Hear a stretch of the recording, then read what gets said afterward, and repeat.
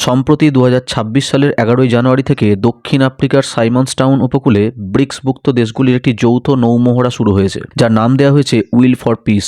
কিন্তু আশ্চর্যের বিষয় হলো, এই জোটের অন্যতম প্রতিষ্ঠাতা সদস্য ভারত এবং ব্রাজিল এই সামরিক মহড়ায় অংশ নেয়নি। ভারতের সরে দাঁড়ানোর কারণ হচ্ছে ভারসাম্য রক্ষা। ভারত মার্কিন যুক্তরাষ্ট্রের সাথে তার দ্বিপাক্ষিক সম্পর্ক নষ্ট করতে চায় না। ট্রাম্প প্রশাসন বর্তমানে ভারতের ওপর উচ্চ মাত্রায় শুল্ক আরোপের হুমকি দিচ্ছে। এই অবস্থায় চীন ও রাশিয়ার সাথে সরাসরি সামরিক মহড়ায় অংশ নিলে আমেরিকার সাথে সম্পর্কের আরও অবনতি হতে পারে। এখানে প্রশ্ন, ব্রিক্সের মূল উদ্দেশ্য। ভারত মনে করে ব্রিক্স মূলত একটি অর্থনৈতিক জোট, কোনো সামরিক জোট নয়। তাই এই জোটের পতাকা তলে সামরিক শক্তি প্রদর্শনকে ভারত সমর্থন করছে না। এছাড়াও আছে চীন ও রাশিয়ার সাথে দ্বিমত। ভারতের সাথে চীনের সীমান্ত বিরোধ এবং রাশিয়ার ওপর মার্কিন নিষেধাজ্ঞার কারণে ভারত বর্তমানে বেশ সতর্ক অবস্থান নিয়েছে। চীন ও রাশিয়া এই মহড়াকে আমেরিকার বিরুদ্ধে একটি বার্তা হিসেবে ব্যবহার করতে চাইলেও ভারত খুব সুকৌশলে নিজেকে বের করে আনতে পেরেছে।